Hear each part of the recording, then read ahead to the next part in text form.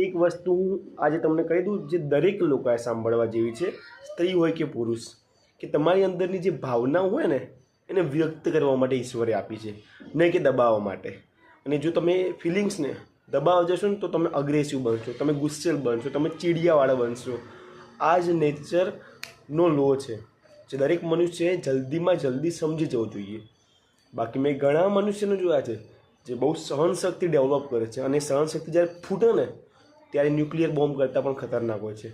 ને મારા જેવા બહુ ઓછા મેં જોયા છે જે દરેક વસ્તુનો ઇન્સ્ટન્ટ જવાબ આપે, બટ આફ્ટર થિંકિંગ અ લોટ. ખોટું લાગે એ મહત્ત્વનું નથી, પરંતુ સત્ય બોલવું મહત્ત્વનું છે.